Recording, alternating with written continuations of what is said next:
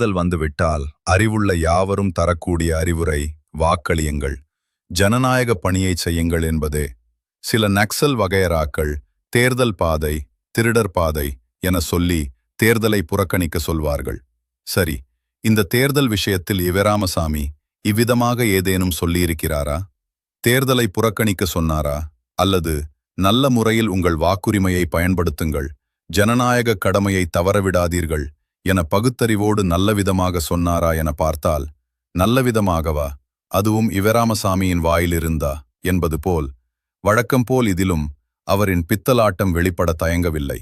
தேர்தல் பாதை திருடர் பாதை என சொல்லி நக்சல் கும்பல் மொத்தமாக தேர்தலை புறக்கணித்து யாருக்கும் வாக்களிக்காதே என்பார்கள். அவர்களிடமிருந்து முற்றிலும் மாறுபடுகிறார் இவராமசாமி.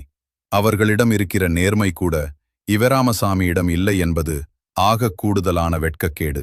ஒரு குறிப்பிட்ட சமூகத்தாரை மட்டும் வாக்களிக்க ஓட்டு சாவடிக்கு போகாதே, போனால் என்ன நடக்கும் தெரியுமா என்பது போல் மிரட்டுகிறார். 1962 தேர்தலின் போது பார்ப்பனர்கள் மற்றும் இன்னும் சிலரை மாத்திரம் வாக்களிக்க கூடாது என்கிறார். கிட்டத்தட்ட மிரட்டல் விடுவது போல எனக்கூட சொல்லலாம். என்ன சொல்கிறார் இவராமசாமி என பார்ப்போம். பார்ப்பனர்கள் வரப்போகும் தேர்தலில் எத்த கட்சிக்கும் யாருக்கும் எந்த முறையிலும் ஓட்டு போடாமல் விலகியிருப்பதே ஆகும். இத்தேர்தல் உண்மையிலேயே பார்ப்பனர்களுக்கு ஒரு சோதனை காலம். ஆகவே இத்தேர்தலில் பார்ப்பனர்கள், வக்கீல்கள், டாக்டர்கள், உத்தியோகஸ்தர்கள், ஓட்டியோகஸ்தர்கள், ஓட்டல் வகையராக்காரர்கள் முதலியவர்கள் ஓட்டுச் சாவடியை அணுகாமல் இருப்பதன் மூலம் பார்ப்பனர் அல்லாதவர் சமுதாயத்துக்கு நம்பிக்கையுடையவர்களாக ஆக வேண்டும் என்று தெரிவித்துக் கொள்கிறேன். இதற்கேற்ற மாதிரி பார்ப்பனத் தலைவர்கள் அறிக்கை விடுவது நலம் என்று கருதுகிறேன்.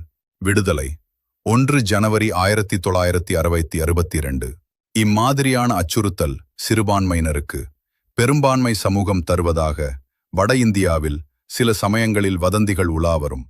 அதற்கே தீக ஆசாமிகள், இடதுசாரிகள் பொங்குவார்கள். அதாவது வதந்திக்கே பொங்குவார்கள்.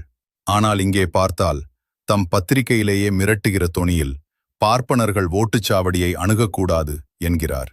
மிரட்டுவது போல் பேசிவிட்டு ஈவராமசாமி கூறுகிறார், தேர்தலுக்கு பிறகு அரசியல் திட்டம் எதுவாயிருந்தாலும் சமுதாய திட்டம் என்பது பார்ப்பனர் வெறுப்பு திட்டங்களாகத்தான் இருக்கும்.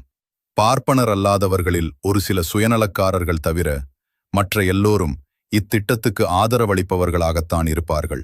இனி கண்ணீர் துளி கட்சி தேர்தலுக்கு பிறகு இந்த நாட்டில் உலவ வேண்டுமானால் பார்ப்பன வெறுப்பு சாதனத்தைத்தான் கைத்தடியாக பிடித்து கொள்ள வேண்டியவர்களாவார்கள்.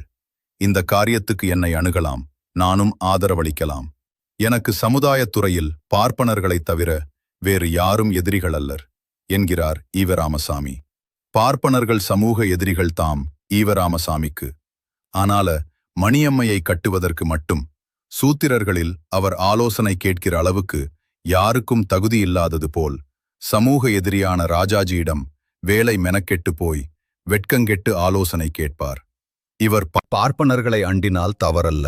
வேறெவராவது பார்ப்பனர்களிடம் நட்பு பாராட்டினால் பார்ப்பனர் அல்லாதவர்களில் இருக்கிற சில சுயநலக்காரர்கள் விபிஷணர்கள் என ஏசுவார் முட்டாள்தனமாக.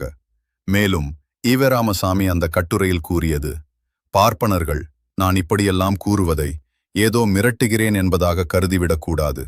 உண்மையிலேயே இருக்கிற காலத்தையும் விளக்குவதோடு இந்த நாட்டு சமுதாய நலனுக்கும் நாகரிக வளர்ச்சிக்கும் பார்ப்பனர்களுடைய ஆதரவு ஒத்துழைப்பு இருந்தால் வேகத்தில் நலம் பெறலாம் என்கிற எண்ணத்தில் இவைகளை சொல்லுகிறேனே தவிர வேறு இதில் சூழ்ச்சியோ தந்திரமோ மிரட்டுதலோ இல்லை, கண்டிப்பாக இல்லை.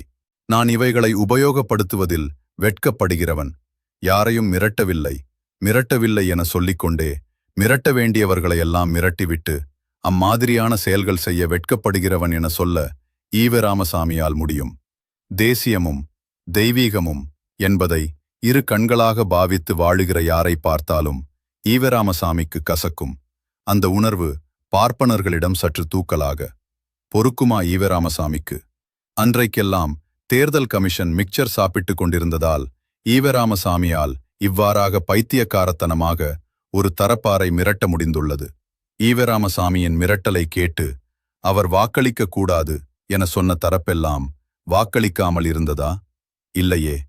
ஈவராமசாமியின் பேச்சை ஒரு பொருட்டாக மதிக்காமல் கடந்து போகிறவர்கள்தான் அதிகம். காரணம், ஈவராமசாமி எதையாவது சொல்வார். சொல்லுகிற ஒவ்வொன்றுக்கும் எதிர்ப்பு தெரிவித்துக் கொண்டிருந்தால் அன்றாடம் பதில் தந்து கொண்டே தான் இருக்க வேண்டும். காரணம், இவராமசாமி டிசைன் அப்படி. உதாரணத்திற்கு, இவராமசாமி தம் இறுதிப் பேச்சின் 21ஆம் பக்கத்தில் என்ன கூறினார்?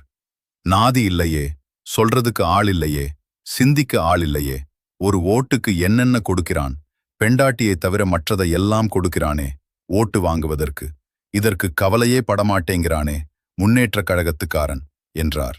இவராமசாமியின் இந்த பேச்சுக்கு எந்த திமுகவினரிடம் இருந்தாவது எதிர்ப்பு வந்ததா?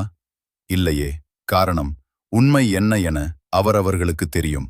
அதனால் அதை ஒரு ரோமமாக கூட மதிக்கவில்லை என்பதுதானே பொருள். அப்படியே 1962 சட்டமன்ற தேர்தலையும் பார்ப்பனர்கள் புறக்கணிக்காமல் வாக்களித்தார்கள்.